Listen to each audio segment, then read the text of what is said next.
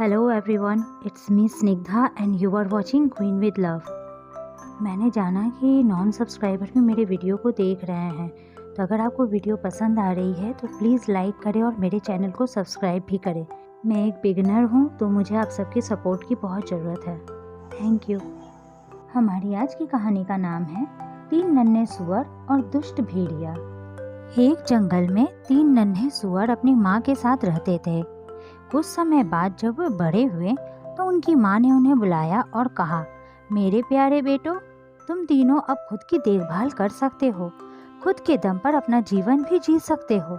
इसलिए अब मेरी ख्वाहिश है कि तुम तीनों इस जंगल के बाहर जाओ, दुनिया घूमो और अपने मर्जी से जिंदगी जियो। अपनी माँ की बात सुनकर तीनों सुअर अपने घर से निकले और दूसरे जंगल की तरफ जाने लगे। कुछ दूर चलने के बाद वे एक दूसरे जंगल में जा पहुंचे। तीनों सुअर काफी थक चुके थे। उन्होंने सोचा क्यों न इसी जंगल में एक पेड़ के नीचे बैठकर आराम किया जाए। फिर वो तीनों वहां आराम करने लगे।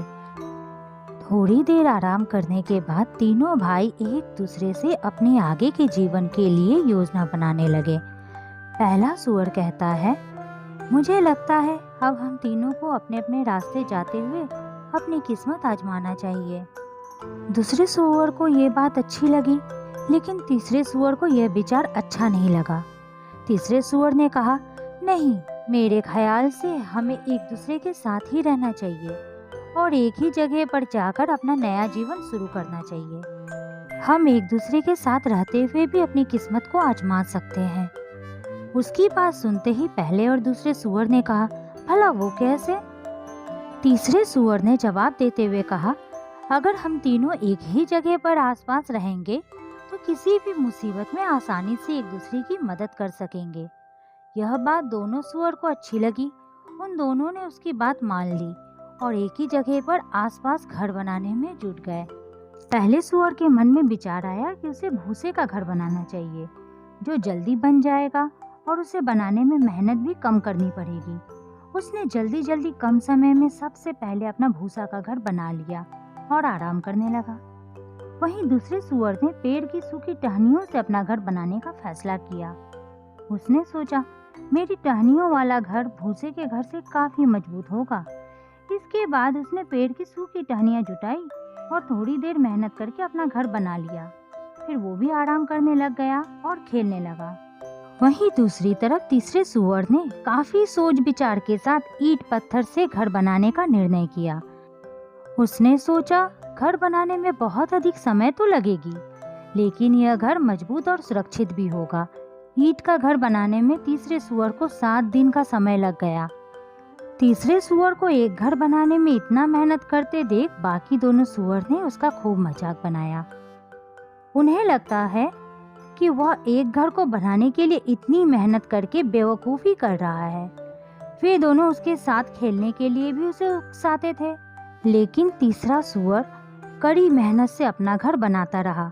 जब ईंट से उसका घर बनकर तैयार हो गया तो वह देखने में बहुत सुंदर और मजबूत लग रहा था।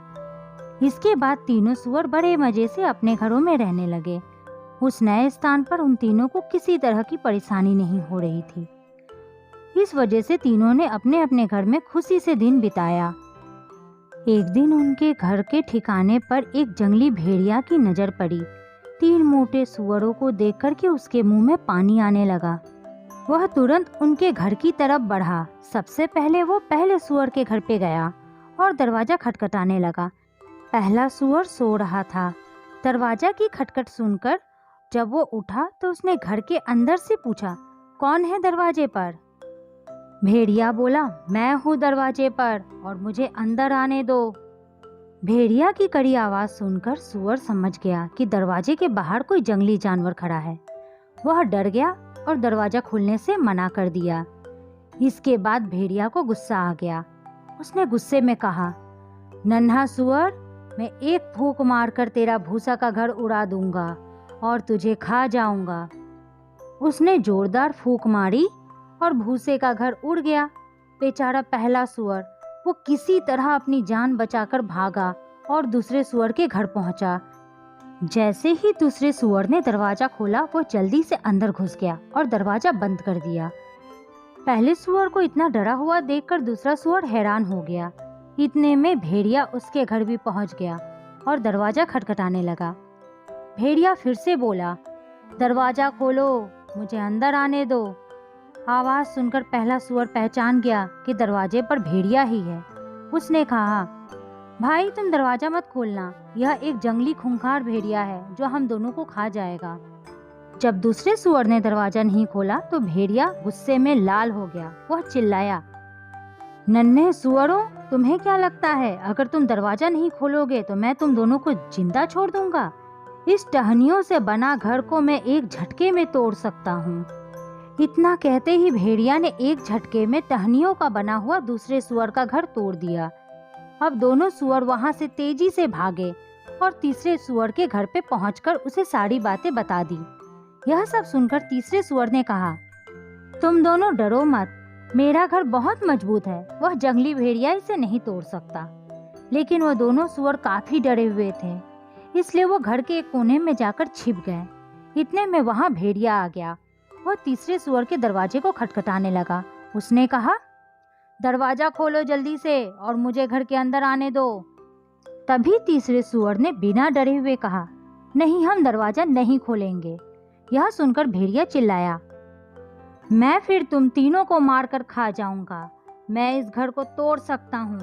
भेड़िया ने तीसरे सुअर के ईंट के बने हुए घर को तोड़ने की कोशिश की। सबसे पहले उसने फूंक मारी, इससे वह ईंट का बना घर उड़ा नहीं। इसके बाद उसने अपने पंजे से घर को तोड़ने की प्रयास की, लेकिन इसमें भी वो असफल रहा। उस जंगली भेड़िया ने बहुत प्रयास किया, पर तीसरे सुअर का घर ईंट का बना था तो नहीं टूटा। इसलिए भेड़िया हार नहीं मानता है। उसने तय किया, घर के अंदर चिमनी के रास्ते से घुसूंगा। पहले वो घर के छत पर चढ़ा, फिर चिमनी के रास्ते घर पे घुसने लगा। चिमनी के अंदर से आ रही आवाजों को सुनकर पहला और दूसरा सुअर और ज्यादा डर गए और रोने लगे। तभी तीसरे सुअर को एक तरकीब सूझी। उसने चिमनी के नीचे आग जलाई और एक बर्तन में पानी भरकर वहां पर उबलने के लिए रख दिया। भेड़िया जैसे ही चिमनी के अंदर से नीचे की तरफ छलांग लगाया, वो सीधे उबलते पानी में गिर गया और उसकी मौत हो गई। इस तरह तीसरे सुअर की बुद्धिमानी और निडरता के कारण तीनों सुअरों की जान बच गई। फिर पहले और दूसरे सुअर ने अपनी अपनी गलती का एहसास किया और अपने बड़े भाई से कहा, भाई हमें माफ कर दो, हमने तुम्हारा मजाक बनाया, हमें ऐसा नहीं करना चाहिए था। आज तुम्हारे कारण ही हम जिंदा हैं। तीसरे सुअर ने उन दोनों को माफ कर दिया और दोनों को अपने ही घर में रहने के लिए कहा। इसके बाद तीनों सुअर खुशहाली से एक ही ईंट के मजबूत घर में रहने लगे। इस कहानी से हमें यह सीख मिलती है कि हमें दूसरों के कड़ी मेहनत का मजाक नहीं उड़ाना चाहिए, साथ ही खुद भी कड़ी मेहनत करनी चाहिए। बिना सोचे समझे हमें कोई फैसला नहीं लेना चाहिए। अगर आपको मेरी यह कहानी पसंद आई तो वीडियो को लाइक करें और ऐसी ही आगे भी कहानी सुनने के लिए मेरे चैनल को सब्सक्राइब करना ना भूलें।